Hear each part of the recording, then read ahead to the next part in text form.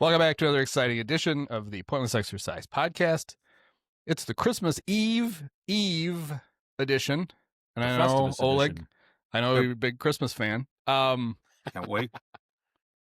But with us to talk Cubs are Oleg and Praz. Guys, how are you? Good. Looking Doing very forward to well. Merry Christmas. celebrating Happy Santa holidays. Claus's birthday. Santa Claus's birthday? Yeah, is Is that that what what you said? Yeah. No. Why not? And I'm going to play a bit of audio for you guys that is All right. very, very apt for a Cub podcast. But who cares? We're going to enjoy it anyway.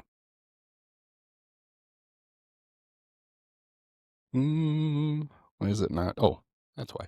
Straight I formation backfield. Motion by Komet to the right side. Under center, Caleb Williams on 1st and 10 takes the snap, fakes the handoff. Works to his right. Now looks. Rainbows. Deep down the left side for DJ Moore. Over the shoulder catch. Touchdown, Chicago. They beat Keyshawn Nixon. And the game is over. 22-16, Chicago. Unbelievable.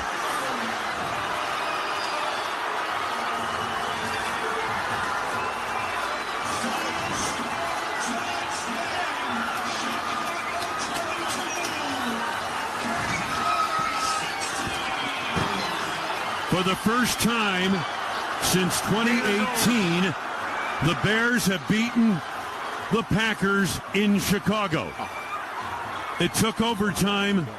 Caleb Williams with the touchdown pass to end it. 46 yards to DJ Moore. And you cannot lose a game in more devastating fashion than that. Packers Radio, presented by American Family Insurance. This is the Packers Radio Network. How come Wayne Larrabee wasn't more excited? Yeah, right? Normally he sounds excited for Bears-Packers calls. Where Yeah. Where For were the Hub and Bears, Dick yeah. Butkus and Jim Hart? Right. Where were they at? that wasn't quite as good as the Tom Brenneman Enough Already in 2016, Yeah. but that was still pretty I damn did good. enjoy it. Wayne went a little Hawk Harrelson, though. There was a long nothing. I started Yeah. laughing in the middle. I wish that I knew I would have timed it. Would that to be 12 seconds? It was a couple things about it. Even in their angst, a moment of angst for the Packers, Wayne still that call a million times more descriptive and accurate than the one that Yes, Jeff yes. Joniak babbled his way through. Yeah. Did you hear the Joniak call? What the I fuck was- think I heard I it did. once. Even like, for him, it was terrible. He starts to like try to announce it like and then all of a sudden he's got this whole spiel of bullshit nicknames. He's got Iceman cometh, the Iceman. Oh. It's like, just give us the fucking score and shut up. That's all anybody wants now. Listen, Wayne did a better job of that Yeah. than the Yes. Bears announcer did. I know we were all looking for that. We couldn't find it for a couple of days afterwards, but BC unearthed it. the Wayne call? Yeah, Wayne's call. I hadn't heard Really? it. And so showed up today. So I grabbed it for the pod. That's nice. That's nice. It's a nice call. I enjoyed it. And Yeah. chances are he's going to get a chance to do it again in 3 weeks. Yeah. So It'll be. Yeah, I'm looking forward to they are on I'm kind of hoping basically that doesn't happen, but unavoidable collision course for the first round of the playoffs. Well, if they beat the nine, there's still a shot to get the number one seed, right? The Rams have to lose one more, and if they beat the Seahawks would Niners, have to then lose. why? Seahawks have to lose But both Seahawks, games. It's Yeah. not Oh, going is to that right? And I guess they could blow them. Well, they can't, right? If they blow them both, they tie the Eagles, and they have the tiebreaker on the Eagles, so they won't drop to 3. They'll stay 2. Oh, I got you. Right. Okay. And the Packers, there is a way for the Packers to get the 6, I think, but it's almost impossible. Okay. So I think the only way they avoid the Packers is if the Packers lose both and the Lions win both, and they play the Lions 2 weeks in a row, which I don't think is going to happen either. So yeah. just have to beat them again, which is fun. Yeah. Not to get too in the weeds with the Bears here, but say that the number one seed is all wrapped up. Seattle doesn't has it. The Bears can't get it. Would you potentially want to just rest the starters week 18 against Detroit to screw over Green Bay? Well, yeah, of course. Okay. I don't I mean, care. anything to screw over Green Bay, but Yeah. I don't know. I mean, the Packers, their quarterbacks couldn't practice today. Yeah. That's true. But they may be screwing themselves over. No, I mean, I think the Bears will be in a situation where it will be smart to rest some of their guys. Yeah, anyway, but that's I don't think it has anything. So they don't even have to screw over the Packers. I think just strategically, it will be the thing to do. Right. I couldn't care less who the Bears play. I don't think they care who they play. No, I would be fine playing the Packers again. They are, for as ridiculous as that comeback was, they are a Cairo Santos blocked field goal and the interception away from winning 4 in a row against the Packers. Mm-hmm. Yeah. So, who cares? All right, but this is a Cub podcast. All right. So we're going to talk about the Cubs instead. I suppose we don't have to. We do whatever we want. Well, that's true. Who's gonna make us? But I want to talk about the Jacob Webb signing for an hour. I don't know who this is. Jacob Webb. It was my first time hearing of him too today. I don't know. Is he Brandon Webb's son? No, doesn't he own those dealerships? Yeah, the whole town's talking about the Webb boys. Yeah. Oh, all right. Is he one of those guys? Get Dan McNeil with his copper pot on. Yeah. I mean, he's been around. He's been around since 2019. He pitched 3 years for the Barbs, missed 22. Yep. He's been around the last few years. Yeah, and he's been pretty good. Like looking at the whole of the bullpen, and I sort of mentioned this going into this, like I get what they're doing, right? Like they want to pay as little money as possible now. Get guys who fit the defense, what the defense is trying to do. Jacob Webb especially doesn't really give up a lot of ground balls, but he also doesn't give up a lot of hard contact. He's like all these guys all outpitch their field independent pitching stats. They're what they should be giving up. Their peripherals. Their peripherals. They outpitch their peripherals. Yes. So, but like it's great in the off season, but like even when we saw last year in the bullpen, and to your point that you made in the newsletter, like the guys who they leaned on in the playoffs, because there you have teams who really do make hard contact, and it gets a little bit harder to pitch the contact when you have teams who are actually good at making contact. They leaned on guys like Palencia and Keller. And those the guys who, Palencia will be back, but Keller won't. And I think they're hoping that Palencia grows into that stud bullpen guy, but they need one of those. Yeah. And that's my own, I'd have no problem with Hobie Milner and Colin Snyder and whatever. Colin Snyder. Brandon Jacob Webb. Yeah. But it's like, at some point, shouldn't you try to get like one big flame throwing hairy chested? Yep. And you kind of had one, and you either that you don't think Brad Keller's success is replicable, or you just cheap, which is what I think they were. I think that's what it is. Right. It's like $22 million over 2 years for I guess the part I don't understand is teams get fewer and fewer innings on purpose out of their starters every year. Yeah. Which makes your bullpen more important than it's ever been in the history of baseball. Yes. And the Cubs are still trying to nickel and dime their bullpen together on purpose. Yes. They know this. This is their fabulous strategy. It doesn't make any sense to me. The 2026 Cubs will be probably the greatest example of like starters being unlimited innings with, Boyd probably coming back down to earth with, with who knows, Justin Steele missing some significant time. Yeah. Cade Horton after an injury last year. So, yeah. I mean, I do still expect them to sign a starter. Like, I think that there's money that it's not going to be a huge amount, right? They're not getting Framber Valdez probably. And so, but you kind they of don't even seem to be talking to Framber. Yeah, right. I think it's I think they'll get Imai. Is that how you pronounce his last name? Imai, Tatsuya Imai. Yeah. I still think Bob Nightingale. I think Bob Nightingale was right. He was just 3 months too early. On I would guess they'll sign Zach Gallen. Yeah. I think that's the guy they'll sign. We can all be underwhelmed together. Yeah. But anyway, so the point being is that it really is just this one guy short. And I get the bullpen will be the bullpen. Some guys will fall off. They did do a good job. You did give them credit for fixing it on the fly. And that's what they aim to do again, right? Kind of a few low level minor leaguers, trade them for, middle relief guys like Kittredge. Kittredge is the other guy, right? He kind of throws hard, not that hard, but he kind of, strikes guys out. And that's also the other guy they didn't bring back. So They sold him back. Yeah. Yeah, exactly.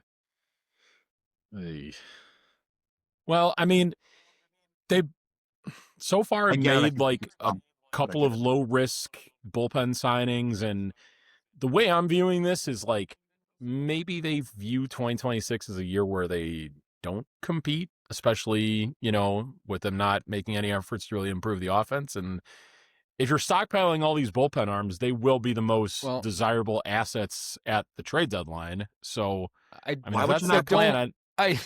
The plan, I can't imagine the plan is to not compete, considering everybody comes off the payroll after this year. Yeah, exactly. You should be selling all these guys then, if that's your if that's your plan. No, they think they operate. They tell us, they don't lie to us when they do we just need to get into the playoffs, then anything can happen. And they probably are, as constituted, a wild card team. They probably are. Maybe. Yeah. I mean, and they seem to think that's fine. I don't understand why you wouldn't push A, to try to actually win something, but B, it's an old thing. We talked about it now for the last few years, which is if you try to build an 85-win team and you have a couple of injuries, you win 75 games. If you try to build a 95-win team and you have some injuries, you win 85 and you still go to the playoffs. And you're already spending $230 million on this shit. Can't you figure out how to, but they... Well, this year they're not even that. No, it's all, isn't it funny how it's always more than you think, though? Like their committed payroll. Mm-hmm. It is. Like they're in the 190s. It's not enough, but it's more than you think. And it's like, yes. Yep. Exactly. Yeah. Now, so the Dodgers paid $169 million in luxury tax. And taxes, yeah.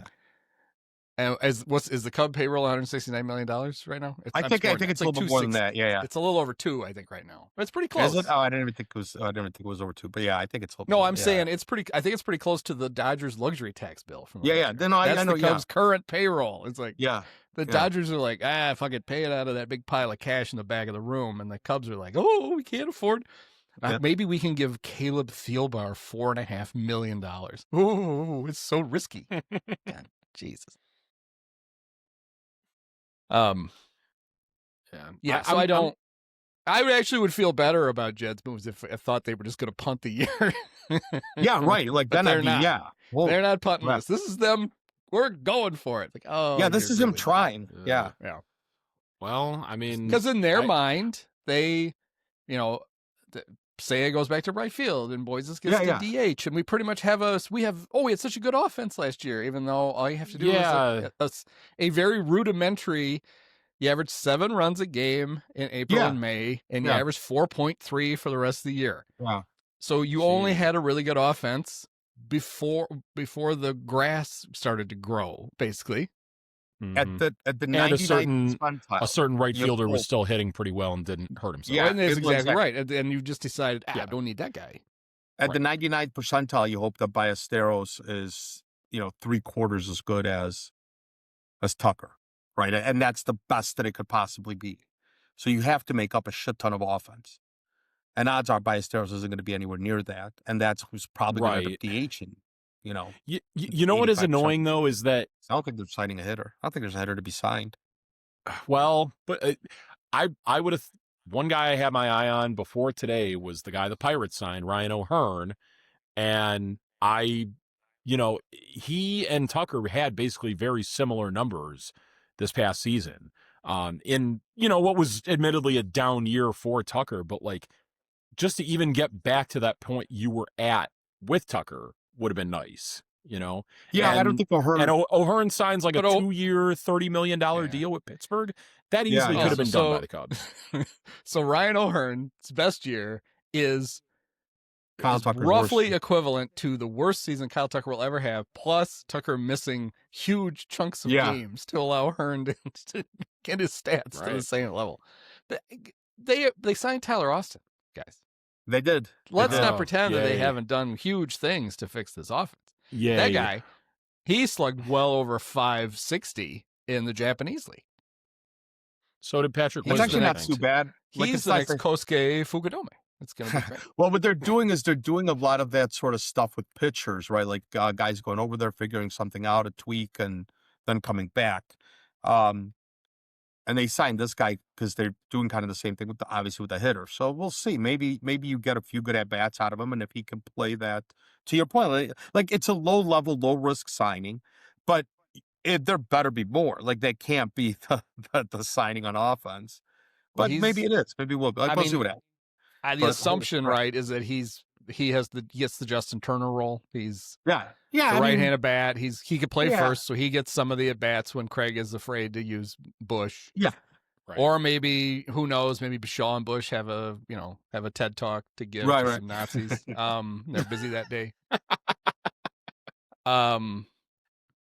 But I mean, and think about how much cheaper he is. He only $1.2 million. How much cheaper is he than Justin Turner? I mean, Holy Jed, shit. I wonder do you think Tom lets him keep part of the money that he doesn't spend? Is there a percentage? like as a that he can bonus? yeah. It's like, the Moneyball scene when they trade for Ricardo Rincon, and Billy Bean says like, I want to keep the money when I trade him next year. Yeah. I mean, it was pretty rich, I think, though. Just the timing. The Cubs sign a slugger out of Japan, and then the next day the White Sox sign. It's one for $34 million and one for 1.2, and the Cubs are the one signing the $1.2 million. Now I get it. The big third baseman from Japan. A lot of teams were like, ugh. Yeah. And the White Sox, it's a really smart move for them because it's great. If he hits, it is a good move. They're going to trade him for, really, there's a bunch of teams that were interested, but really are like, can we see him face big league pitching for a while? And he's just going to go do it for the White Sox. And they're going to, at some point, they're going to trade him, and they're going to get, if he's good, they're going to get a nice return for him. Well, what I would think that he would have done, what I would have been, if this is the way that it wound up, I'm surprised, and maybe there is something behind the scenes that obviously we don't know, that's not public, about the White Sox hitting infrastructure. But like, one of the things, if I were him, that I would have done is gone to a team that would have sold me on fixing the strikeout thing that I had, looking at the swing, breaking it down, fixing it so then I can maximize the next guy. He's 25 years old, right? Or 20, he'll be 26. Like, free agent. I have a hunch he wasn't getting.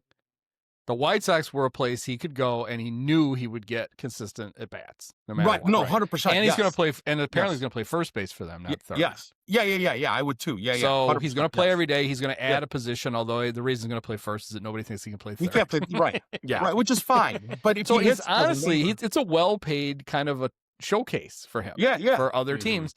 And then he did the Shota thing, which is like, fine, give me a shorter contract, and I'll prove I'm good. And then in Shota's case, he just assumed the Cubs, when he proved he was good, the Cubs would pay him. And they went, oh, no, we don't do that. But in the same thing, after 3 years, Shota's a free agent and can try to, and this guy after 2 years, and he's significantly younger. It made a lot of sense when they did it, considering that there was like no buzz around him. Like, it was getting close to the deadline, and there wasn't like a list of 6 teams that were bidding for him. Everybody was kind of like, is somebody going to sign him? Well, but then he did get signed. And he made the best of a weird situation, I think. And it was White Sox, it's a smart move for them. Yeah, if he was being offered like 5 years, $75 million, something like that, and he becomes a free agent when he's 30, I can understand why he would take 2 and 34. And then, like, if he turns into Kyle Schwarber, which, that's kind of the hope, right? He turns into Kyle Schwarber, then cashes 5 and 150. That's significantly more money.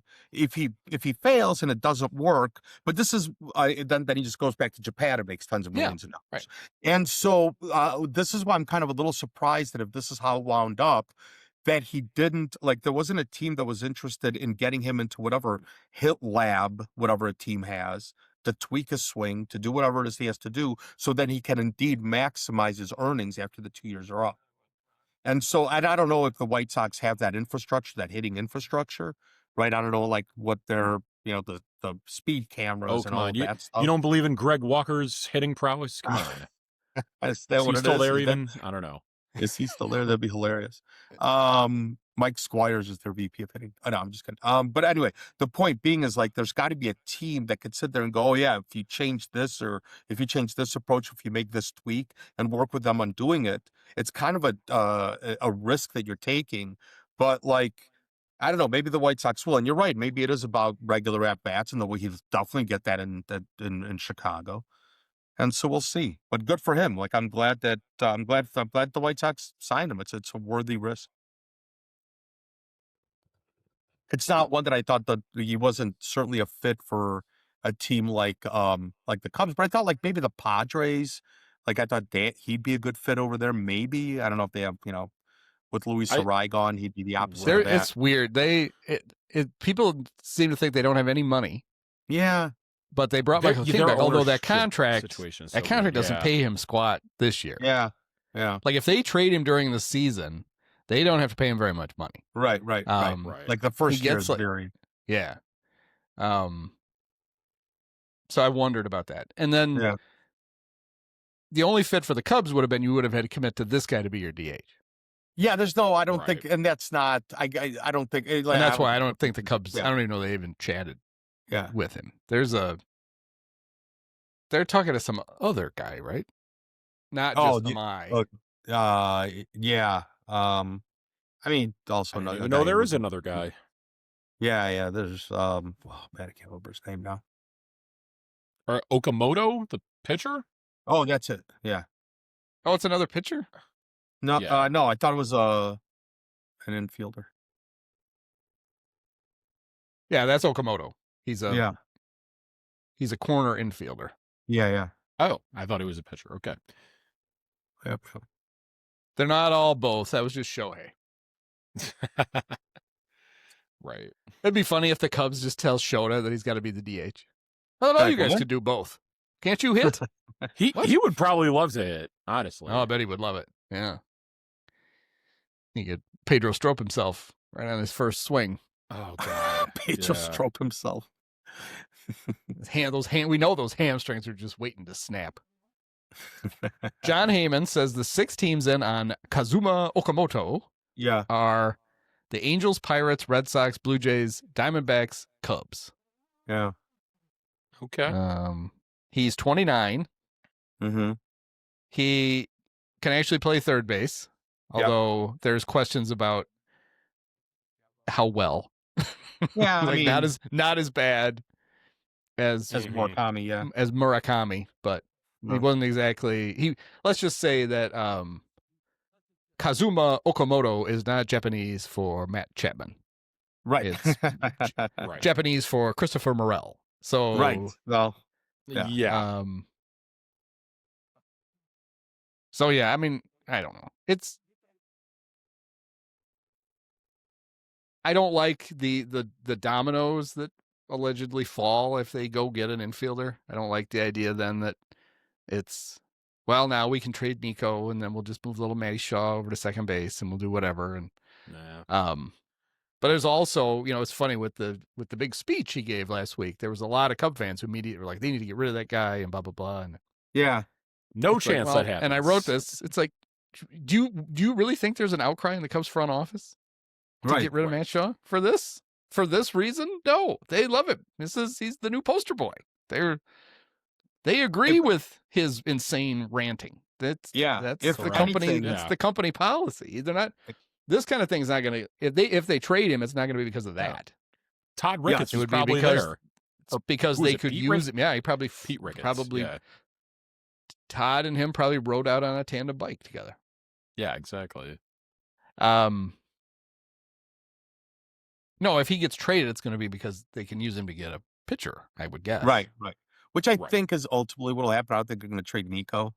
I also don't think I don't either. I just think it's when people try to connect the dots, when they try to connect, well, maybe the Cubs will still get Bregman, or maybe they'll get Eugenio Suarez or whatever. The only way it works then is either Shaw leaves for something, or Nico leaves, or you do the interim thing, which maybe they should do, considering Nico's going to want real money whenever baseball reopens after this season. And that would Yeah. be that Shaw is basically a utility man for a year. And then if Nico doesn't come back, you've got him to play second base. That doesn't seem a good use of your assets, though. I agree. To It's have him, very- like, he's overqualified for that role. yeah. And then you're like, well, somebody's going to get hurt. Somebody always gets hurt. It's like, well, he doesn't have to be your backup. You could go get somebody who can play shortstop and second base in case Dansby, hurts himself or whatever. I feel like you're filling a hole that doesn't really exist. I mean, they need an offensive upgrade, right? I mean, they need offense somewhere, and I guess right. And what you just talked about, doing all of that, why can't they just do it but re-sign Tucker in case Suzuki leaves after next year? Because he's a free agent also. Then do the same thing, but just go get Tucker. They have a super simple solution, but it's expensive, and they clearly don't want to do it. That is if you ran this like a real team, you'd be in there bidding with the Blue Jays and whoever else for Tucker, and you'd be like, we need to keep you because the whole lineup works when you're in it. Yep, we saw that last year. And then go out and you can trade. And then positionally it all works because Seiya just becomes our DH. And then we have the great Owen Casey to trade. And we have a year to figure out what to do with Moises. Because we've been through this a billion times, but it bears repeating. You have, in 2027, you have holes all over the field. Yep. So you only have like this, even if you're worried, well, what are we going to do with Casey? What are we going to do with Ballesteros? In a year, you're going to have more positions for them to play than they can handle. So there'd be no reason to worry about keeping Tucker and blocking them for a year. Who cares? And it's okay. Like it's not like, even if you do trade him and you're afraid of blocking him, then go out and get a pitcher, right? Go out and get Edward Cabrera or whatever. Yeah, whatever.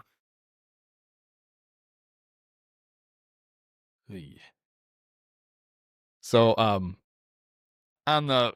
I love talking about the Roundtable podcast on this podcast, but they had the three guys all pick like their most memorable moment of 2025, and the Cubs were involved in two of the three.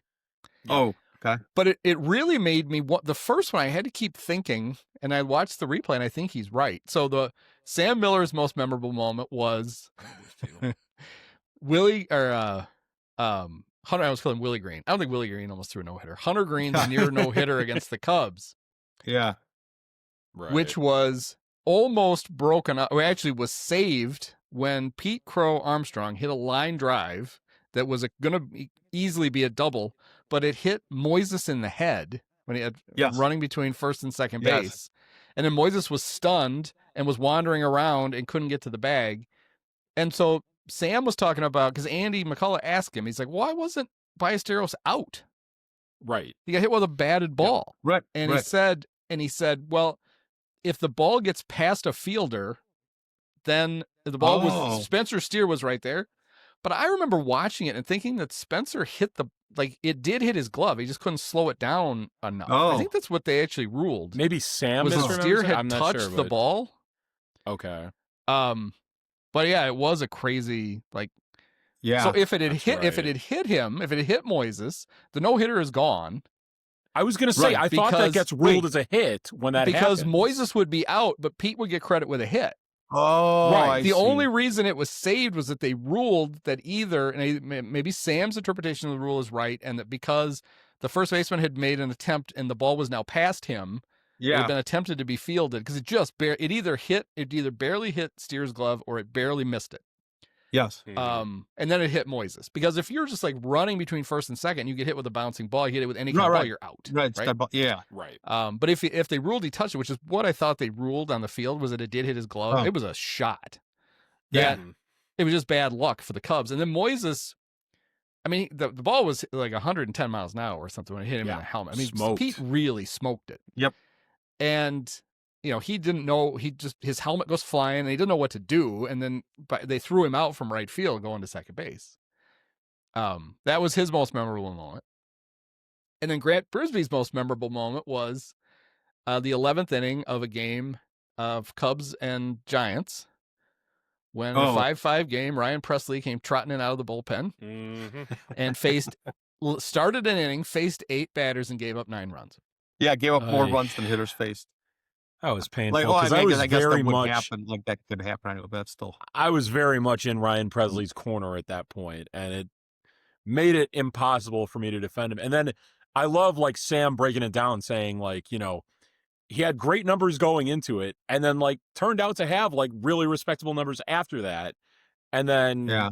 you know, then it all kind of went downhill for him later in the year. But Yeah, I wrote about it at the time, and I went revisited it this week. The good numbers after were a mirage. He pitched 10 times. Craig used him. He made 10 consecutive scoreless appearances after the worst outing of all time. right. In those 10 innings, in those 10 games, he only pitched 9 innings, and he gave up 8 hits and 3 walks. And Craig was literally like when you watch the games, I remember joking about it one time. It was like, it'd be like 8-9-1 with a 4-run lead. And I would tweet out, or Blue Sky out, whatever. Is it safe for Ryan Presley to get an inning? And then it would be. That's when Craig would use him. And then he stayed on the team longer than I remembered. I forgot he made it all the way to the trade deadline. He got cut at the deadline when they brought in Rogers and Kittredge. All right. and Kittredge, and then the great Mike Soroka. And then he just went home. Nobody wanted him. Yeah. I will say, like the Cubs were pretty good last year about kind of cutting bait. Like there was somebody, I don't remember who it was. Julian Merriweather. No, well, Merriweather kind of sucked for a little while before they. I didn't remember that Tyson Miller didn't pitch a single inning for them. Yeah. Well, the thing with Tyson Miller, I remember, is like in spring training, he just could not throw a strike at all. Yeah. And he went to Japan, but they didn't use him. Yeah. And then it was the year of the hip impingements. Porter Hodge had one, and so did Miller. And then when he got off the 60-day DL, the Cubs just DFA'd him. They didn't even bother to. Eli Morgan, apparently, remember he had the weird injury, and then they just like forgot. I was like, all right, he was lose terrible. our number. Oh You're on the injury list. You're getting paid. Lose our number. Yeah. There was a lot of that. They had good. They got good experience at cutting bait. Yeah. So they'll do the same thing this year. Yeah, but now you got to replace those guys. You got to find those guys, right? Yeah, you got to find more guys. You got to find out who Seattle has signed to a contract that has an out, and then they're going to have too many pitchers, and they won't need him again, like with Pomeranz. Yeah, who's out of options? Like with how they got Tyson Miller the first time around, or second time around technically. Yeah, they should just hang around. They're building the Rangers bullpen this year. With Milner and Webb, and I thought there's a third guy. Did Kyle Snyder pitch for the Rangers? For the Rangers too? Was it Matan? Oh yeah. Well, Matan later in the year he did, because he was originally he was a Cardinal first. Yeah. Yeah, I think they're really hoping Valencia becomes that closer, that dominant guy. I don't know if you guys remember this at all, but Jacob Webb did pitch one game against the Cubs earlier this year. This was way early in April, like the second homestand of the year. That was like, it's always like that typical like bitter cold, like fans are miserable in the stands weeknight homestand in early April, where he gave up like 3 runs in the bottom of the 5th after Patrick Corbin only went 4 innings. It's a pretty crazy game. Well, if it was April, how many of those runs? I was going to say, how many of those runs did Carson Kelly drive in? He drove them all in. He drove in 10% of his runs in Oakland. Somehow did not bat that inning, but maybe more than that. I forget the number now. It's a ridiculous number. The numbers, I got to remember that number. The other number that's now, it's just going to haunt me, is when I went through all the Cub draft picks. And total WAR for the Cubs since Theo took over, that Chris Bryant, Ian Happ, and Nico Horner have combined for 75% of the WAR that they've gotten out of all 408 draft picks. Tell me again what a great job they do drafting. Please. Yeah. I want to hear it. Yeah. To be fair, it's because they didn't want to pay Schwarber. Otherwise, you'd add a 4th player. Yeah, because Kyle only was worth 5 WAR as a Cub. And in 3 years with the Phillies, it's a lot. But I mean, just from sheer tonnage, right? You've picked 400 guys. And yeah, I don't know. And it's not like Nico and Hap are stars. I mean, Bryant was. Yeah. And he's the lion's share of that production. But still, it's like, come on. Which is why when Cub fans or Cub writers will be like, well, they can't go after that guy. They might lose a draft pick. It's like, well, what they don't do shit with him anyway. Right. It is funny though that for all their poor draft picks and all their whatever, when I was writing about the Wilson Contreras, how they screwed Wilson over, and they did. I mean, that was ridiculous because they were so fucking petty. They couldn't wait till after they traded him to start leaking. Oh, you wouldn't believe how hard he is to get to follow a game plan, all that bullshit. And a lot of that was Craig Breslow, and I know it was Craig Breslow. And then the fact that fucker is now Craig Breslow has Wilson has him on a depressed contract, playing him out of position. It's like, well, fine, whatever. God, I forgot what I was going to say. Like I sidetracked myself with about Wilson Contreras, about draft picks, or it was about the fact that their one good pitching prospect. Oh yeah, is the guy they got for the comp pick for Wilson. Yeah, one guy. Yeah, Jackson the one Wiggins, good. yeah. Or not Jackson Wiggins with an X, who got shut down at the end of the year last year, right? Yeah, but that's pretty standard practice, right? I hope he got shut down for innings and not. Oh my arm, it might be broken. I could be a fractured ulna.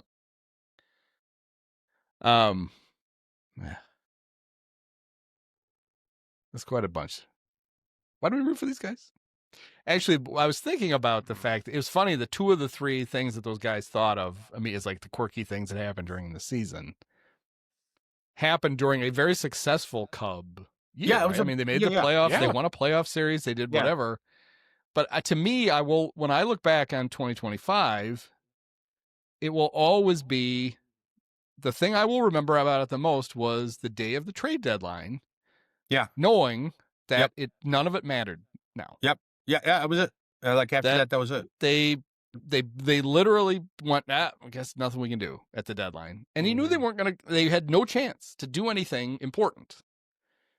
And, I mean, why do you bother?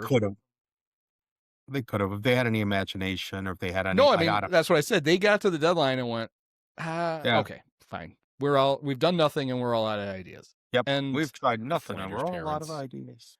And you just remember being like, it was very deflating at the deadline. Yeah. Not like it's not like our expectations were sky high. It's not like but they needed to add, and they kind of did. They did some bullpen stuff, which ended up being important. At least, one guy, because it's funny because Soroka got nothing out of, and they didn't get anything out of Taylor Rogers either. Yeah.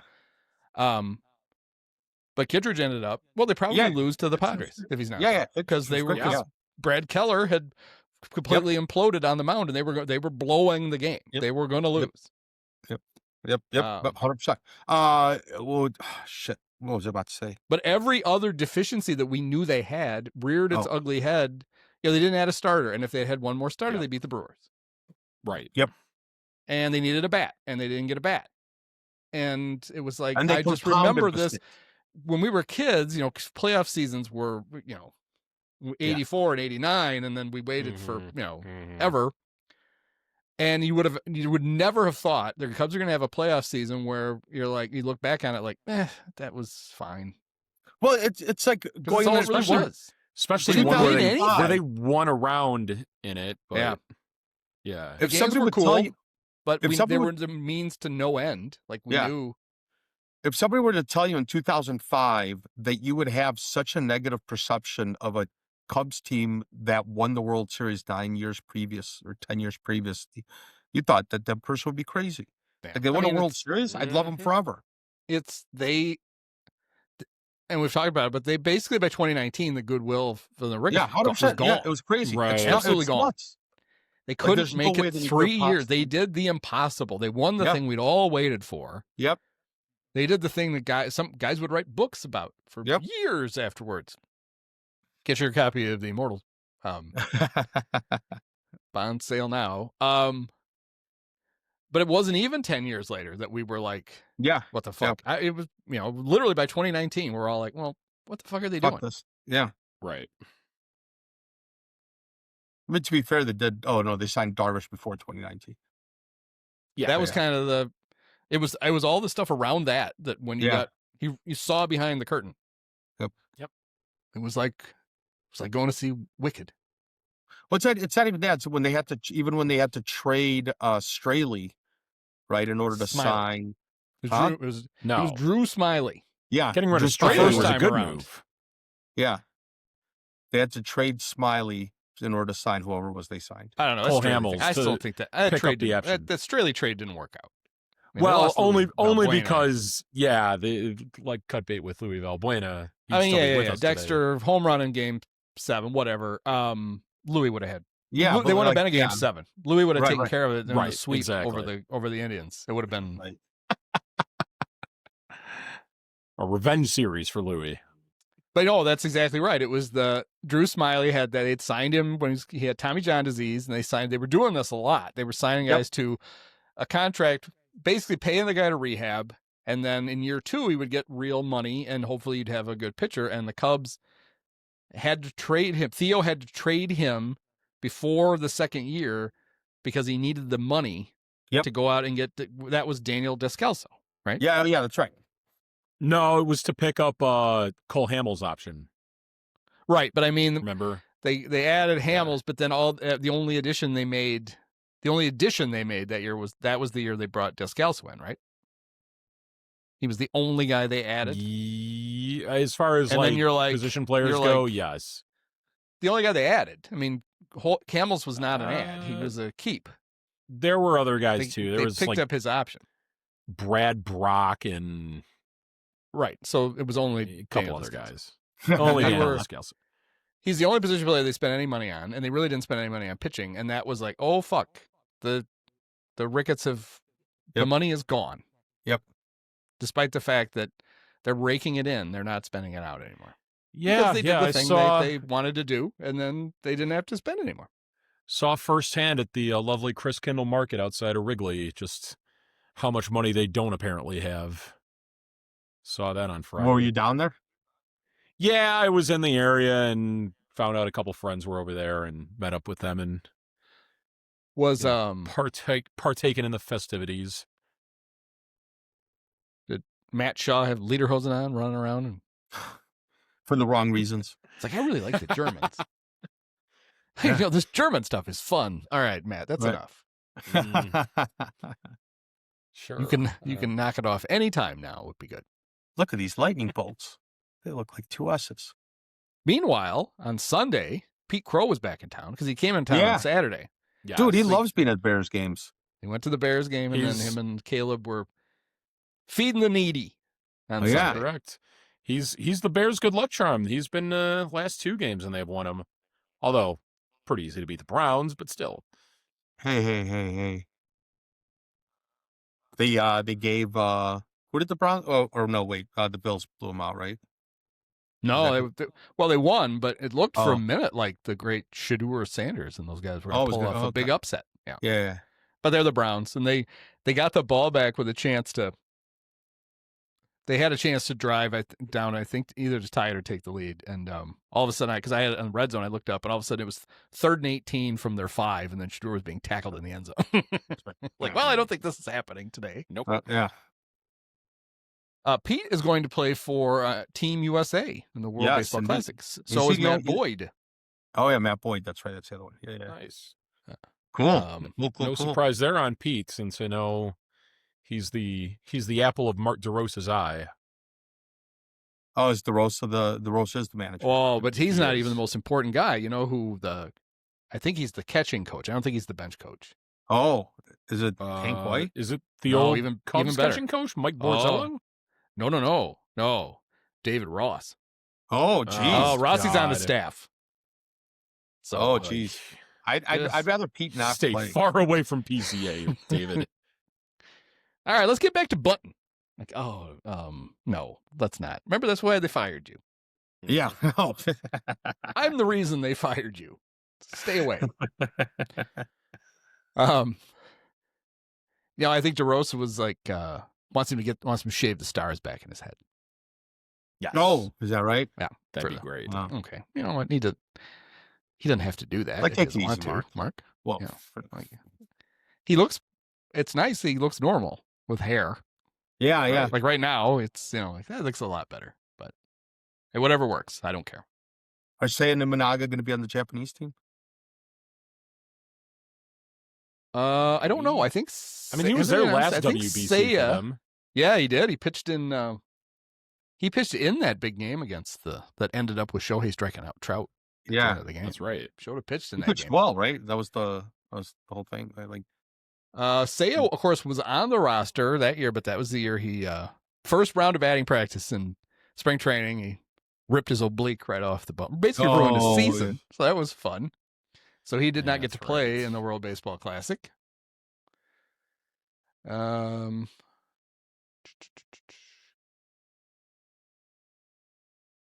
No, it just says expected. yeah. It has you on there. I don't think you is going to be on the team this year. No, so I don't he's think got to so. have caught the Tommy John disease Right. again, and he may. Although he can pitch left, it's time for him to pitch left-handed. Do it in the World Baseball Classic, just for me. He's got to do I love once. that guy. Speaking love of the that World guy. Baseball Classic, did I see it right that there's like Aroldis Chapman is on one of the teams, and it's like not a country you'd expect Aroldis Chapman to play for? It's not Cuba? I don't think it's Cuba. No. Does Cuba send a team to the? Yeah, they do. I Yeah, guess they do. Yeah. Let's see. Yeah, for I like Great when- Britain. Great Britain he's going to pitch for. Oh yeah. Oh, because he's his grandfather was from Jamaica. So that counts. Oh, All right. It's just like it was fun how like Randall Simon played for and Pedro Strop and yes. Curacao. No, Pedro was or Dominican. or the Netherlands. There was a Cub pitcher though. Yeah, they played for the Netherlands because Curacao is part of the Netherlands. Yep. was it Jose Quas? Oh, I hope so. No, he's all American. I think very short time Cub, Andrelton Simmons. I know he's Oh, of that yes. descent, so he was on those teams. Let's see what teams are in the World Baseball Classic in 2026. Because maybe Cuba, they have to qualify. Maybe they. Yeah. The only guy listed for Team Japan so far is Shohei. The only guy listed for the Dominican is Junior Caminero. Oh, that's all they need. Yeah. All right, so here are the teams that are in it.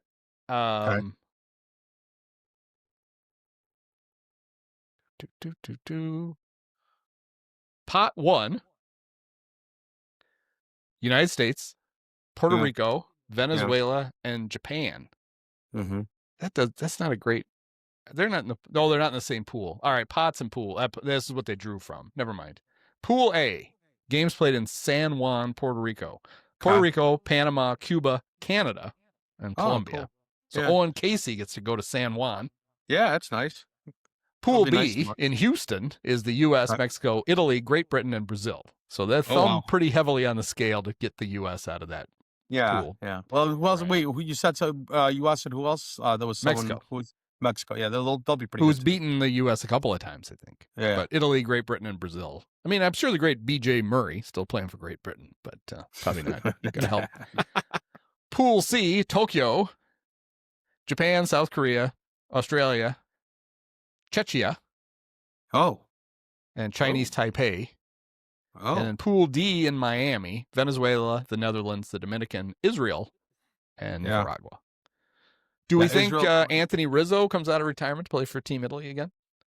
he might. So far, the only Definitely. one they got is Vinny Pasquantino. Israel has already commitments from Harrison Bader, Dean Kramer, and Garrett Stubbs. Nice. You think Netanyahu will be firing him up for a pregame speech? I was going to make another joke. Yeah, that's But we I don't want him wanna- firing up anything. Yeah, right. I like the World Baseball Classic. I've always been a it's fan. great. I think it's nice. Like it's It's better than soccer- just spring training. You know, I Right, mean, like yeah. soccer does it. Got meaningful Right, like games. they do their like European Cup. Mhm. They do both club, like they have these tournaments, right? That are both club and then national tournaments. So why not? Like why not do it with baseball? there's still talk about. I'm sure it'll be part of the. It's gonna be part of the a very important part of the negotiations. But during the CBA, talk about should they try to figure out a way to work the schedule in 28 in such a way that they can send big leaguers to the Olympics, Oh, because baseball is in the Olympics again. yeah. I know that's something like Bryce Harper had been pushing hard for over the past few Yeah, it'll be a years. couple years after. Like the Olympics will be in Do they test for August. breast milk? Yeah, the raw milk. Ugh. Oh, it's raw God, milk. That's such a Oh God. Yeah, there's nothing like.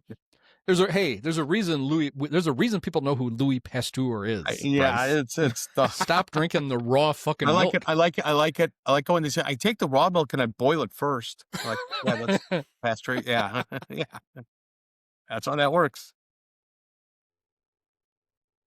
Oh man, Athletes are the dumbest. yeah, correct. They yeah. really are, and they will. So, but anyway, but it's going to be. Oh. It would be in August, right, of 26. You'd have to do it instead of the All-Star break. Would it be in August? I think That would. Make they would talk sense. about how they talked about how they think they could work it around L.A. Olympics. Like, how do they do the European July show? 14th to the 30th. So yeah, you could just do it around. You'd extend the All-Star break. Yeah, I would guess you'd have to shorten the regular season.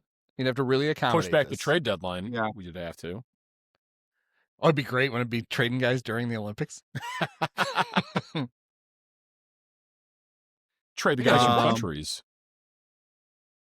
Yeah, that's what they want. They want you to be able to trade Olympians in the Olympics. Just trade back and forth. I got traded to Chechnya? What is it? Yeah. Just go. Do I have to go there? No. Okay. No, not Chechnya. You have to go- Chechnya. You have to go to the move Hilton. You have to go to the Hilton across the street. That's Chechnya for you. You never have to go to Chechnya. You have to move your family there for 30 days. We You have to promised establish them you would residency live there to get before you can residency. come back. What? Yeah. What? We got you this Airbnb. But it's just like so there's flag football, and then there's a bunch of NFL guys that want to play flag football. in the Really? Olympics. That's bad. That's a bad idea. And it's like, all right, guys. I mean, maybe how about this? How about after you retire, then you train to be a flag football player, and you go Yeah. play. Sure. You know, it would be the Bears' luck, right? Caleb decides he's going to play flag football, and then tears both Achilles playing flag football, and No. Yeah. Right. That's not. Like, I'm And it's funny, surprised that NHL lets hockey players go play. Yeah. Like, I think that's the big thing. I don't know if they're playing this Right. year or whenever the Winter Olympics are. No, They, they will be this year. Yeah. Yeah. they talked about how the Well, that's right. the best flag football players are like, you know, I mean, you're a better football player than me. It doesn't mean you're a better flag football player than I am. I mean, it's like a different thing. Although I would guess, I would guess it would take an elite NFL player about 4 days to figure out how to play flag football. I would think. If that, right. Yeah. We got like they played on a beach barefoot, like you have to, you get a beer and how we used to play. Do you remember what was his name? Robert Edwards? The film producer? No, not Robert Evans. Oh, Evans. Yes, Robert Edwards was this stud running back. I think he went to Georgia. Okay. Had a great rookie year with the Patriots. And at the Pro Bowl games or whatever, they played beach football. Oh. And he tore his knee to shreds. Yeah. And I don't think he ever played again. Oof. Let's see. He played 28 games total. He missed. So the 98th season, he rushed for 1,000 yards as a rookie, and he didn't play again until 2002. And he Holy played 12 shit. games, gained 100 yards for the Dolphins, and that was it. And they don't play beach football anymore because of Robert. My God. Yeah, we thought that was a good idea. He did in 2002. He did finish second in comeback player of the year voting, though. Oh. Let's see who won it. This hurts. Tommy Maddox. Oh. So this is the thing about the comeback player in any sport. What was Tommy coming back from? Sucking? Right. It should always be like an injury or, Yeah.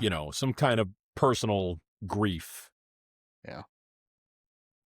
Okay, coming back from the XFL. That's what I'm coming back from. Right. Please Is that give what me he a came back trophy. from? Please give me a trophy. I think that was the year he got to play that crazy playoff game with the Browns, the Steelers and the Browns, where he threw for 1,000,000 yards. Oh, It's like the one Tommy Maddox highlight of his entire career was. that probably would won him the award. A lot of that was in the playoffs.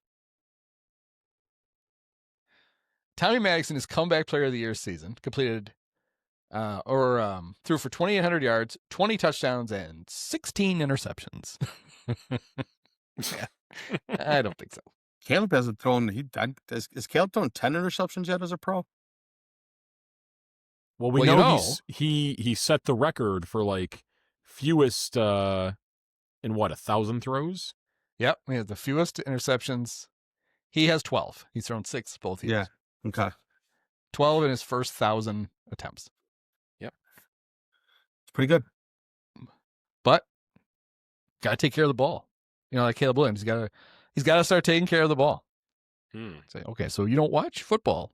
Good. I'm glad you're an analyst. That's probably the thing he does the most. Because I talk about that a lot. There was a lot of shorthand that you could pick up about the people the paid analysts who were just given, they were told before they go on, it's hot take time.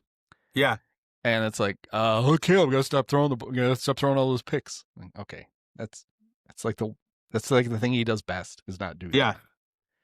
He was supposed to fumble a lot too. That was the thing, because he did fumble at USC. Okay. It was mostly him standing there waiting for somebody to get open, and he would get strip sacked, and he doesn't fumble either. He's so good on the move. He's just so good. He's so good. Like we have a franchise quarterback. Like I'm just so to have one worried for the about first time in forever. Oh my God. Like there's no worry. There's no. He needs to throw for. Can he throw for 459 yards? Yeah. Over the last 2 weeks. That would get him to. That would be the first Bear ever with 4,000 yards. He's not going to throw. Well, can he throw 10 touchdowns in those last 2 games so he get to 30? Yes. Yeah. Probably definitely. Getting to 3,900 yards would be pretty cool too. Yeah, because no Bear's ever done that. 3,900? No, is that because right? it was the most was Cutler, and he they pulled him from a game in like 2015 where he would have got 4,000 if he had played the whole thing. I thought he had Kramer. No, Kramer had the Bear record right before Jay. Oh, is that right? All right. 38-20 or something. What was it? Okay. 38-30. Anyway. 38-38. Yeah. In the great 95 season when they had a great offense that didn't do shit.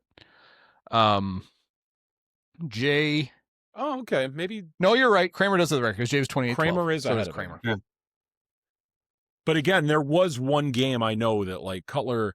Well, he missed not for an injury. Trustman benched him.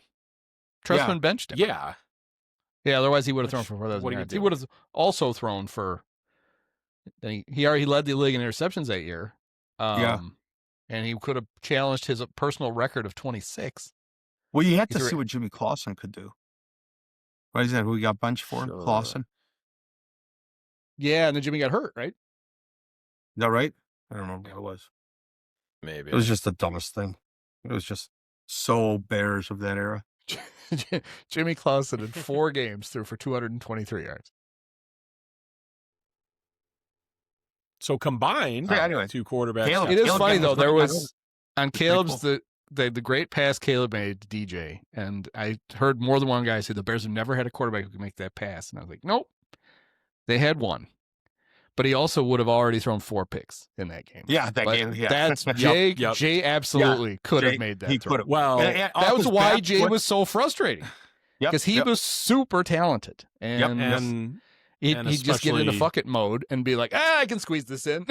I just throw 4 picks to D'Angelo Hall today. Too. Yeah. That was the day that I first started. That I first quit drinking. That day. You quit drinking, or you stopped? I was going to say, I think that'd be the day you'd go back to drinking. Jeez. No, that was something. It's incredible, really. It's hard to throw 4 interceptions in a game, much less throw 4 to the same guy. Yeah. Especially that guy. D'Angelo's a dick. The whole league hated it. Of course, they hated Jay, too. People didn't know who to like. They're like, oh, they're just torn. Yeah, who do we like between these two? Who should I be madder at? I don't know.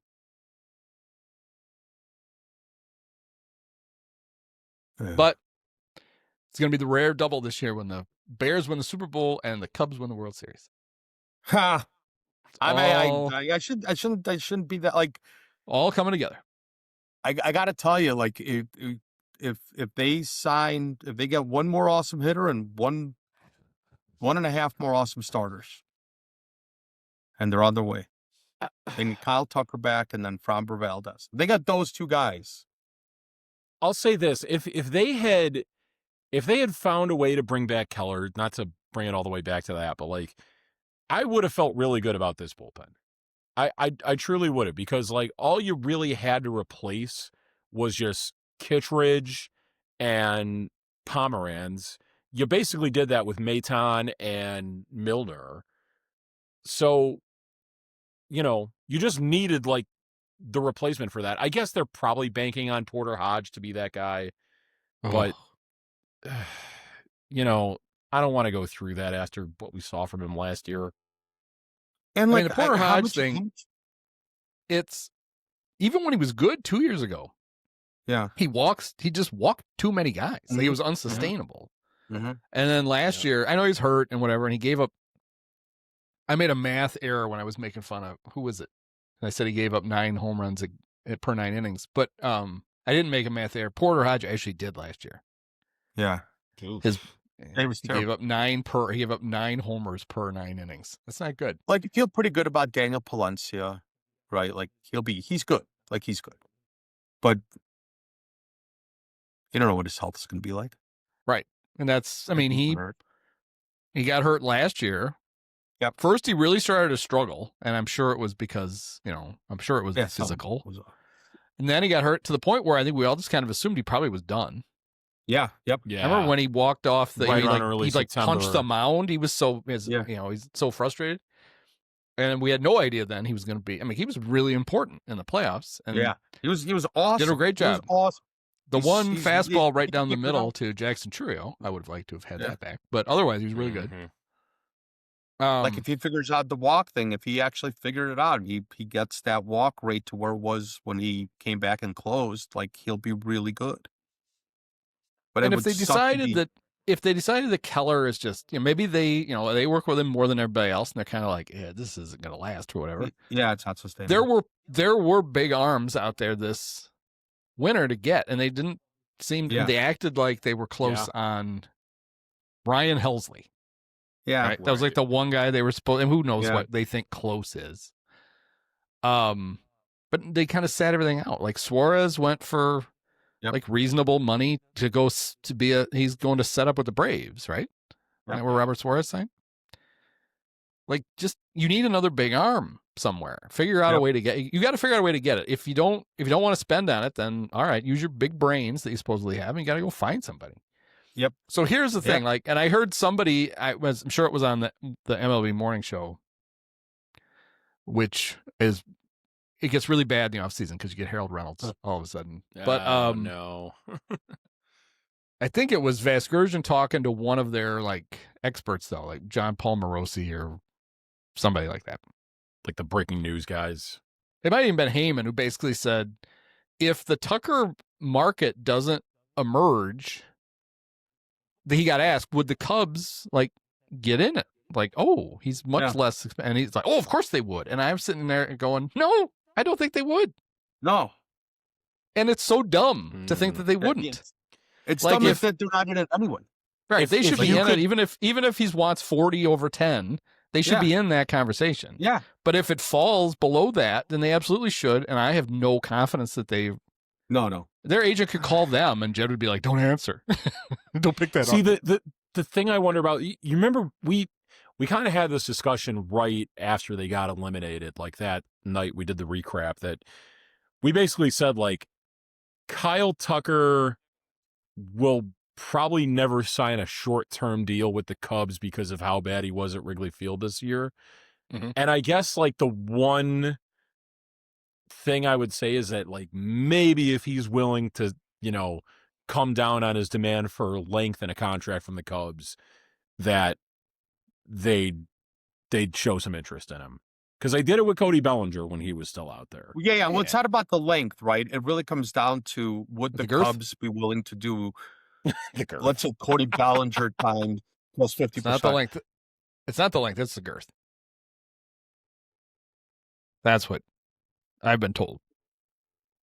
It better be. I was weeping at the time, but I was told that anyway.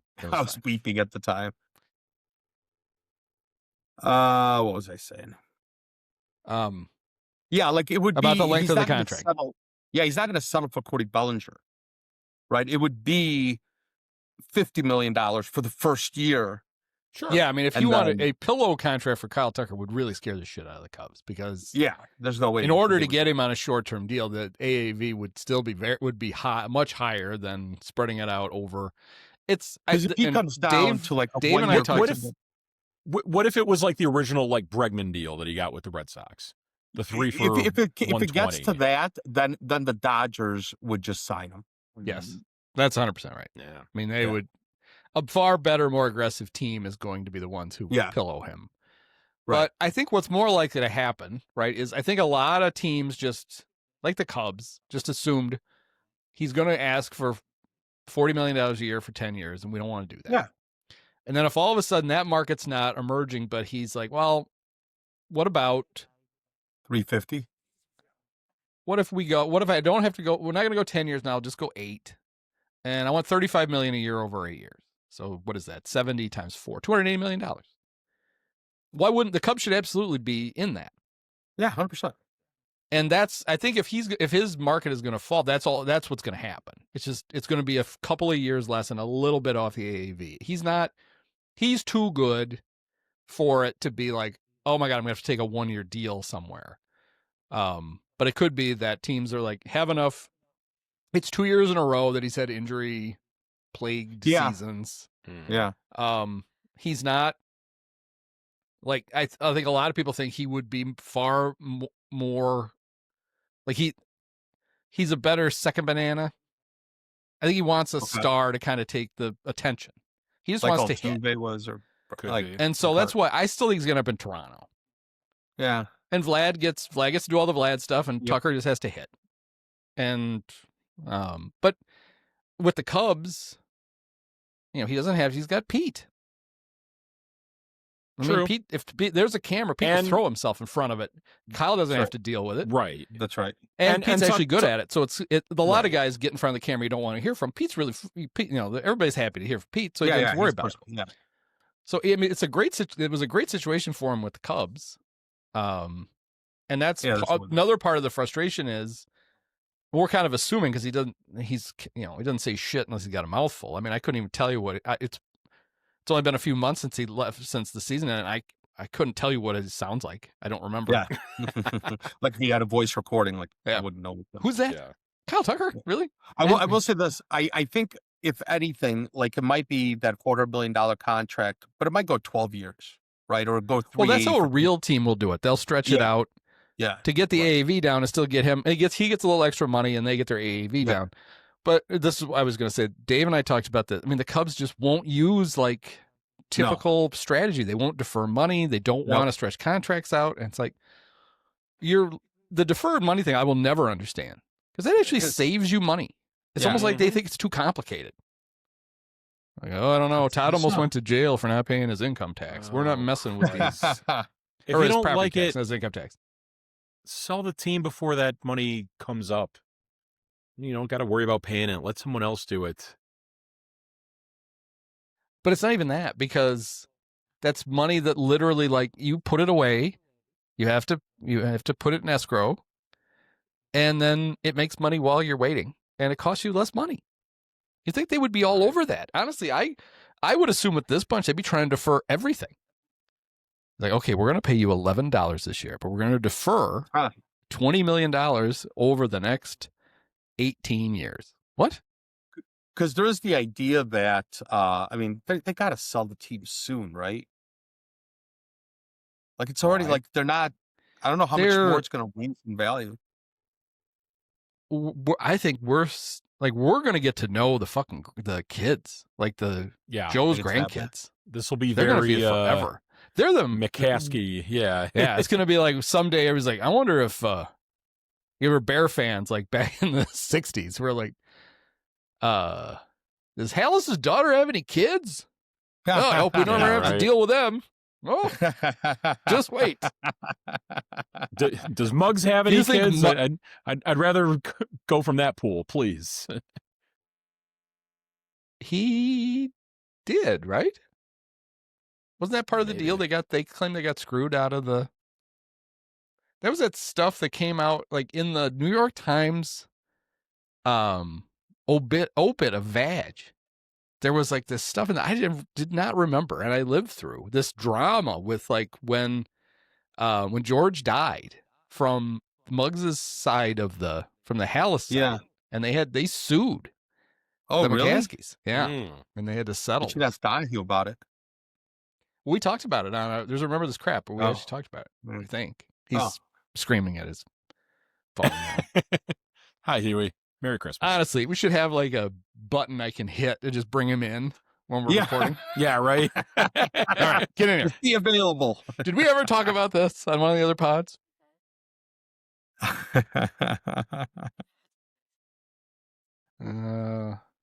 Yeah, there's two. Muggs had two kids, Christine and Steven. Okay. And it could have been because there was a divorce. Muggs got divorced. The kids went with the wife, and maybe I don't know. All right, here we go. This is what Therese Halas got in the divorce in 1975. Okay.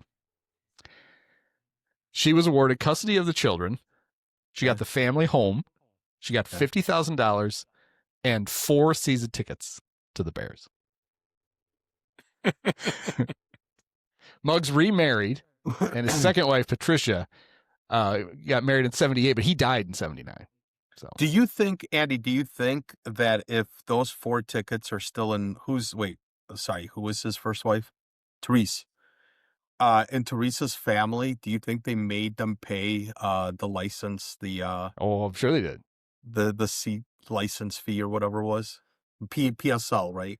And they installed a support column in front of their seats, even though there aren't support columns at Soldier Field. There's just one. How is there a pole here? What's the only it doesn't pole even go anywhere. They put a flag pole there. Just right in front of their seats. Like, what the fuck is this? Right. There's a hot dog stand. Yeah. So this is even better though. So she got the home, $50,000, the kids, and 4 season tickets. She had asked for the kids, the home, $50,000, and 2 season tickets. But they made her take 4. It's like the old it's like the old joke. Someone saw 2 Bears tickets in my car, and they broke in and left 4 more. Yeah. Oh boy, my only Ken Reitz quote ever was, "So the worst thing about being let go of by the Cubs is they make you keep your season tickets." Who knew Ken was funny? Yep. Yeah, look at that. He wasn't anything else. So. You're on the Wikipedia page for Muggs, because I think it's deeper in here. It does. Yeah, if you go to Death and Legacy, third paragraph, it kind of explains do we get into the whole thing. Whatever the when it talks about Charles Brizolara. Do you guys really not have the Baseball Savant pages open for Hobie Milner, Jacob Webb, and I have Jacob Webb right now. I don't need them. I open. I got them memorized. I really didn't expect the Matt Shaw one to be as blue as it was. Blue? Yeah. We don't know. He's going to because I know, I mean, obviously he really struggled at the beginning of the season, but then he was I figured some of those offensive numbers and his defensive numbers would look good, would look okay. Yeah. Not all bad. Yeah. Even though he was a Gold Glove finalist at third base. Well, the defensive numbers I'd probably take with a grain of salt. The eye test on him is that's a good third baseman. Yeah. Right. Like he made a lot of nice plays. He stopped early on. He was shaky, and that's probably why his number was -1. For sure. I mean, the Yeah. first few months he never They played there, figured it out. Yeah. and then late in the season, I mean, your favorite podcaster dies, and your defense is going to go to hell while you're worried about that. Yeah. he would make a wonderful Marlin. Sure. For Sandy or Whatever, Ed, either one. or both. Cabrera. I think he'd make a great How about Washington National. For Mackenzie Gore. For Gore. Yes. I think I'm kind of on the Cabrera. I mean, if they could, or go up to Minnesota for Joe Ryan, I'd take him too. But. So the Twins Mm-hmm. just got a shitload of money, right?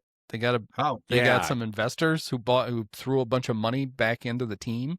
Oh, is that And right? so they know selling nobody now. They used their big sell-off at the end of last year to like freshen up. They weren't sure if this was going to happen. They thought it was going to happen, but they weren't sure. They sold off. They traded all their great players like Willie Castro, and they've used that to kind of rebuild the farm system because people were like pretty high on some of the trades they made at the deadline. Yeah. But apparently now, like Buxton and Ryan and those guys are all off the market. Oh, wow. They can pay them, so they don't want to, and they think they're gonna wait a few years and they're gonna put the team back on the block, and they think they're gonna sell it and make a shitload of money. But apparently the Twins are now not selling. They're yeah. Because I remember they got taken off the market. But well, I mean, they thought they had the deal done with Ishbia. Yeah, Ishbia. I always want to call him. Oh, that's right. I always have to pause. Like I can see the name spelled in my head. I think I always want to call him Ashiba, but it's not. I keep calling him Shiba. Toshiba. Shiba yeah. Inu, because of the cute little dog. Yes, they're cute dogs. And then he screwed them over. Girlfriend used to have And if he runs the team like him and his brother run the Suns, Oh, geez. White Sox they will be imploding in a few years. So that'll be fun. Yeah, didn't his brother just get fined or didn't? Yeah, I saw something like that. Yeah, that brother kind of using it as a personal some piggy hot bank water. more than anything else.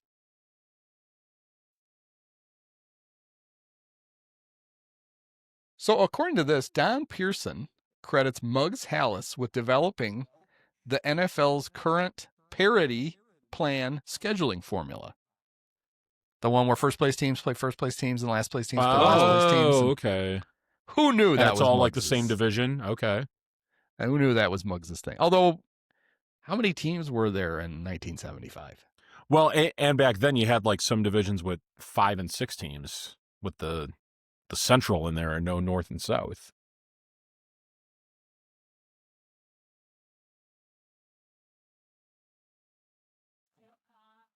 Oh, that's right. They exhumed Muggs because his family thought that the McCaskies poisoned him. That's what came out. I remember that now. Holy shit! Yeah. What? Teresa and her children claim that Muggs was a victim of a wrongful death. His life insurance policies included a double indemnity clause, not just a Fred McMurray movie, which would have doubled the payout if his death was deemed accidental or wrongful. Muggs's body was exhumed and a second autopsy at the request of Teresa and her children was performed. The forensic pathologist conducting the autopsy noted that many of Muggs' internal organs, including his heart, lung, the spinal cord, had been replaced with sawdust. I remember this now. Whoa! What? Medical professionals at the time typically disposed of organs after examination in all cases except those suspected of homicide. The three filed a lawsuit seeking $50 to $100 million in damages from multiple parties, including the Chicago Police, Cook County Medical Examiner's Office, the Bears, the NFL, and Pete Rozelle personally. Wow. Judge ruled against the Halas family's request to obtain written statements from 15 individuals who were involved in Muggs' autopsy, effectively ending the lawsuit. Muggs' kids in 1988 tried to sell their 19.67% equity in the Bears to Judd Malkin and Neil Bloom of J&B Realty. The McCaskey family wished to keep the Bears within the family. They exercised their right of first refusal and matched the offer. Christine and Stephen filed an unsuccessful lawsuit to block the McCaskey's acquisition, contending their stake's fair market value was substantially higher than the $17 million purchase price the McCaskies and J&B agreed upon. Stephen expressed disdain in selling his stake to the McCaskies, commenting, "I don't consider myself part of the family since my grandfather died. Not one member of the McCaskies called to tell me or my sister that Muggs had died. I found out on the news. I haven't talked to any of them since my father died." The McCaskey family later sold the stake to Andy McKenna and Patrick Ryan in 1990. Oh yeah. That's right. So there you go. Come for the And Cup now podcast. they're going to be find moving out to about Gary, Indiana. Find out about Vaj McCaskey, grave robber. Jeez. And now they're moving to Gary, Indiana. Oh, I was going to That's ask you. So, Praz had asked if we push the start of the pod back because he was in Northwest Indiana. Were you scouting? Yeah. You were scouting stadium locations for the Bears? Yes, right on Wolf Lake there. Yeah, I was. He's like, how long will it take me to drive to? Well, Western I suburbs?" know I had a couple stops along the way to make, but yeah. So, there was a lot of consternation about the timing of Kevin Warren's release statement, whatever, about the Bears considering going to Indiana. And people were, I think, rightly mad or just irritated by the fact that he did it before the biggest Bears home game in a decade. And so my theory was, because he did the same thing. Remember they had that terrible stadium rollout press conference they did the day before the draft when they picked Caleb? Right. Is that when Kevin thinks he has the attention of the national media, that's when he does this shit. Because he knew, Yeah, that makes sense. which is a very backward thing considering you're the president of the Bears. This stuff's news anyway. You don't have to it's not the Vikings anymore. Or the Big Ten. Actually the Big Ten, it was the same thing. If it's big news if you do it. But then now it certainly feels like, right, he was trying to get ahead of the Chiefs announcing that they're moving to Kansas. Yes. Thinking that, see, they'll do this and see, look, everybody's doing it. Now the Chiefs are moving across the border. Right, This is imminently possible. And I think he wanted out before, so it didn't look like he just came up with the idea, although he probably did. The rumor got out about they're moving to Kansas. You can go to a different state? What states are around us? Somebody get me a map. Which states are around us? Which states are around Illinois? Which other state is the closest along the lake here? Let's move to Wisconsin. No, we can't do that. But I also have a theory that he's been slow walking the stadium thing because once it became inevitable to him, finally, that we're going to move to Arlington Heights, and he doesn't want to do that reverse commute. He's just like, fuck it, just slow down. Soldier Field's fine for now because that's a nice, easy drive from my condo. So we're going to stay here. Yeah. I'm still going to get my big checks to build. Oh, don't worry, we're going to build the stadium. It just might take another decade or two before we actually put the thing up. Or two. I'm sure your average Bears fan feels the same way about how great of a commute it is to Soldier Field. I think you made a good point. I think you said it. They could be halfway done with the stadium by now. Yeah. Oh, they should be. Right? Yeah. They should have broken ground 2 years ago. Yeah. Yes. And you basically be looking at I don't know how long it takes to build one from the ground up. Although they basically did it with Soldier Field. That's the other thing. I love he has the two complaints all the time. Smallest stadium in the league, seating capacity wise, and the oldest. It's buddy, it's not the oldest stadium. I got to tell you, because it's all new. None of it is more than 23 years old, 22 years old, except for the columns, which they kept because it was federal landmarked, and then they lost the landmark status anyway. Yeah. So it's just such a shitty stadium. Being there is just, it's just so, I don't know, man. Whatever. But yeah, I would guess he's been there. I mean, he wasted a year with the Chicago thing that everybody knew wasn't going to happen. So let's give him credit. Let's say it takes a while to do the stuff, and they got to settle on the plans. They should be a year into it. They should have broken ground and started. His beloved cranes, not Kenny, the actual construction ones, should have been up a year ago. And they'd probably be, it would be looking, every Bear game would have shots, Fox or NBC or CBS. We get to see, they'd send somebody up to Arlington Heights. We get shots of what the stadium looks like today. Along with a deep dish pizza in the background, yeah. But I mean, I will maintain that for me, I don't care. For me, the Bears stadium is this TV set because I'm not going. I'll go to one. If they ever build a new stadium, I'll have to go to check it out. But I went to enough games at Old Soldier Field. I went to a couple in the new one and went, I don't need to do this. Football, I enjoy football in my basement with my big TVs and whatever. If there was maybe they could win me over, right? I'm sure if I lived within an hour or two of a stadium that was actually relatively easy to get to, and you could actually tailgate and do all this shit, I probably would go. All Well, But now if you go Soldier to Field has Arlington Heights- never been that pain in the ass Right, to right. get there. You can't, right. all the normal before the game, you can't do any of that shit. So it's like, fuck it. Why am I It spending is money? fun. Like, it is fun to tailgate at Soldier Field, right? And it's kind of like it's so cool. Like you got to plan it out, and people go all out. It's a fun thing, and I think Arlington Heights will be the same way. Well, but it'll be easier at a stadium that has like real Yes. parking lots, and Yes. I mean, you go to thankfully I've never been to a Packer game, but I've been to a million Brewer games, and it's tailgating's not supposed to be the hell out difficult. of there. Right. You pull the shit out of the car and you fire it up Yep. and you enjoy yourself. Yep. You don't have to like hire a Sherpa to help you get your shit to a spot where you can do it. And and if you're not going to tailgate, I don't want to get on a school bus and get bussed from a parking lot. It's like, fuck that. Getting Soldier Field's the worst. Getting to the bathrooms sucks. Like you Getting make one out wrong of turn. Soldier Field is the worst. Yeah. It's not. It's just not a good experience. So I went a couple weeks ago. Literally you sit down. I'm there. Like even at halftime, like I'm not going anywhere. Like it's just like getting down the stairs, getting back up. It's just like the concourses are small. Like it's just man. I remember we went to a game. We went to the Sex Boat game against the Vikings. The Sex Boat thing had just happened the week before. Fred Smoot was running around. We were all yelling Sex Boat at him, but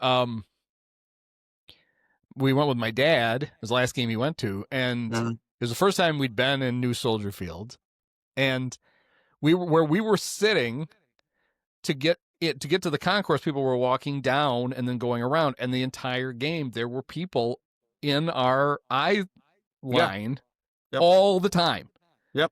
And it's just like Dad was like, "Where the fuck are they going?" Like, well, it's not just where they're going. It's not even a matter of that. It's that there's so few exits and entrances. Yeah, it's just so poorly planned, and they you built have it to from walk scratch. so far. There's so far that you can possibly walk.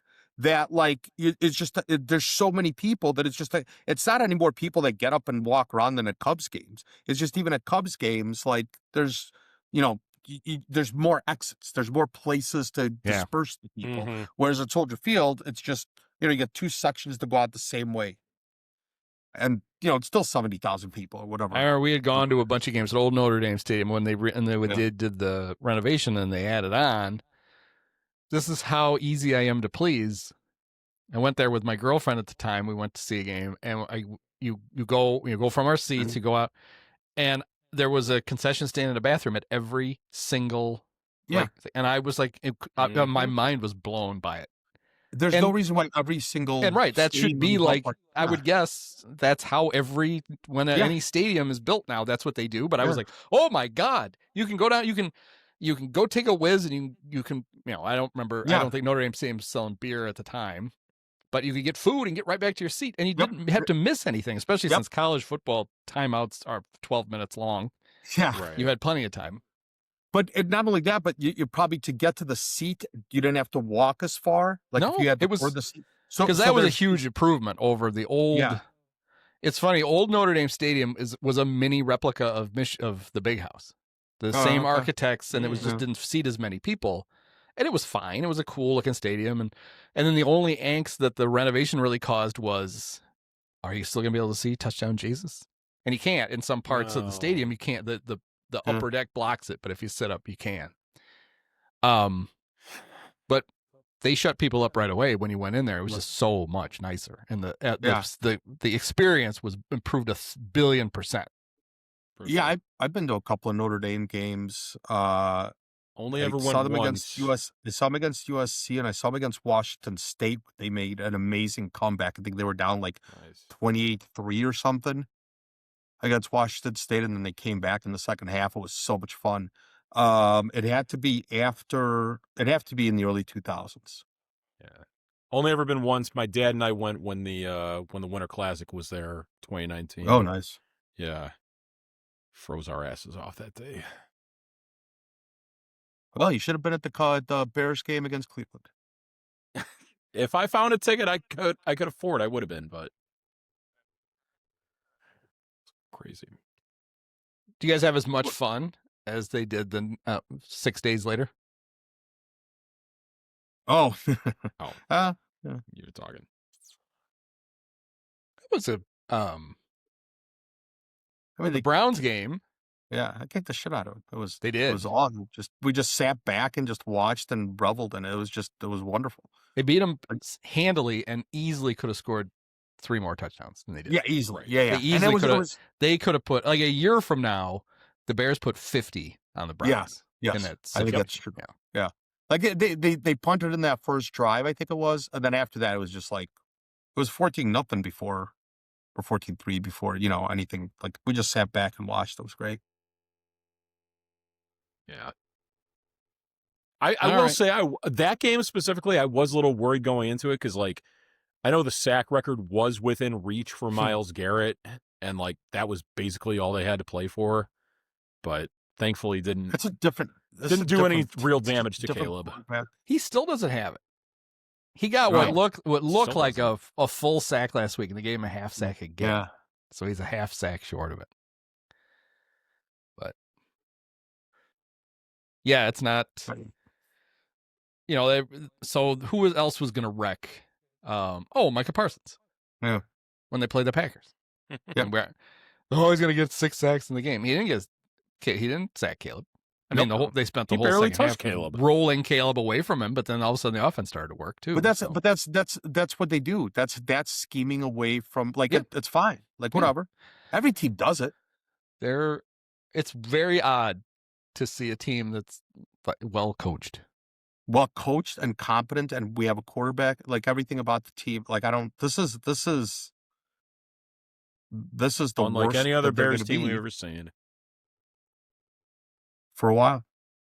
Like, this year is the bottom of what it's going to be for a while. Yeah. No, I feel the same way. And the whole, there's people, Bear fans, or there's Chicago fans. So there's a paranoia that's built in and whatever. And people Dude, a buddy of mine yesterday was saying they're not that good. There's already still not people that who are good. like, well, look, Okay. they've won all these late wins next year. There's no way they can do that again. Look what happened to the Commanders. And it's like, okay, well, you realize there's another way this could go, right? Like, those games next year just aren't close. They don't have to. They don't have to pull it out with 2 minutes to go. Like, they're better and they just win those games. Because a lot of those, like, you look back, it's like that. The Giants game should not have been as close as it was. The Raiders game should not have been. They should have needed those comebacks in a lot of those instances. Yep. And then the other thing is, I heard somebody was bitching about how, well, they're never going to, the defense is going to suck next year because they're not going to be able to get this many turnovers. It's like they're relying on turnovers right now because they spent the whole season without some of their best defensive players. Yep. Yeah. The whole secondary. The reason it has worked is they basically just have to force turnovers to stop people. Yeah. A year from now, in theory, when those guys are back and healthy, you're probably not going to get 30 interceptions again, or whatever the ridiculous number is. But you you shouldn't need them. You shouldn't need to rely on all the turnovers to Kevin Byard teams. Kevin Byard is a Pro Bowler because Jalen Johnson was out. He's just able to kind of snake the balls that probably wouldn't have been thrown that way.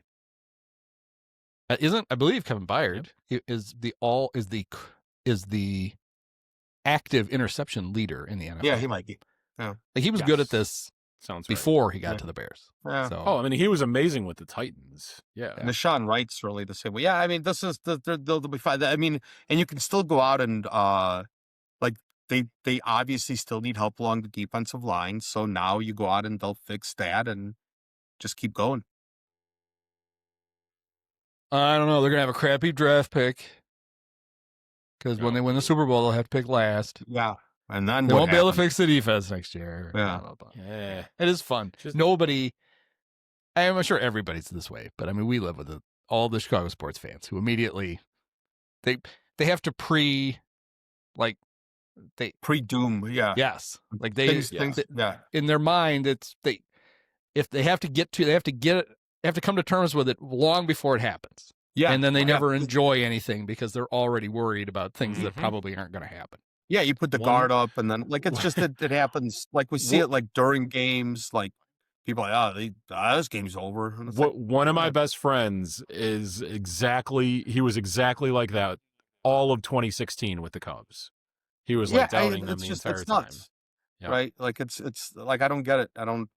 Like sit back. Like a buddy of mine yesterday. Like we're sitting there, we're chatting. We're having a drink and some dinner, and there was another friend there, and he also is like, the Bears aren't that good. I'm like, well, why? Like, why? I don't watch them. I'm like, they're not that good. I don't watch them. Well, yeah, he's like, I don't get into the NFL. He's like, he's in a confidence pool with us, but I just like, I'm like, why think that? Like, what's the point? Like, what's the point of thinking that they're not good? Oh, they're beating a bunch of bad teams. I'm like, yeah, I mean, that's who they played. They blew out the Browns, a Browns team that, that beat the Packers, that still played well against the Bills. The thing I think is odd is that the Bears and Patriots have had very similar years. Yeah. For a lot of the same reasons, right? Like, Vrabel, much better coach than what they had with Jared Mayo. Yep. And Drake May, year 2, better player than he was in year 1. Yep. And playing last place schedules. But the Patriots seem to get credit for all this. Yep. And the Bears, nationally, people are like, oh, I don't think they're that good. Yeah. Like, they're having the same season. Yeah. Yeah.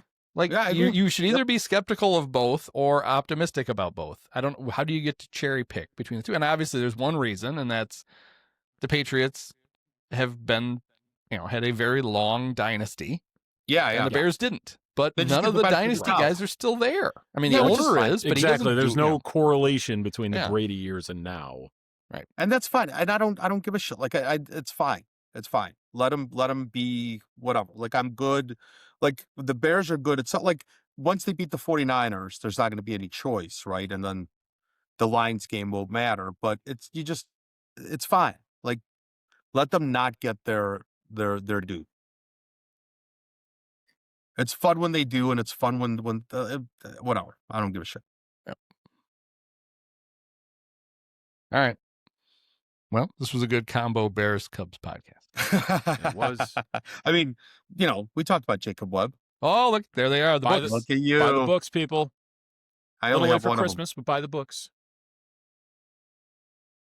Yeah, you won't get in time for Christmas, but you could just think how exciting it'll be for somebody if you tell them you've ordered the book for them. Yeah, like not even doing something different. Let's say you don't even have to tell them. You're just like, imagine dropping off a present on the 27th. Yeah. And opening it up, and it's one of those books. You're like, oh, that's God. way It's more like, special than getting on Christmas. you could turn Christmas into Hanukkah and just presents every day for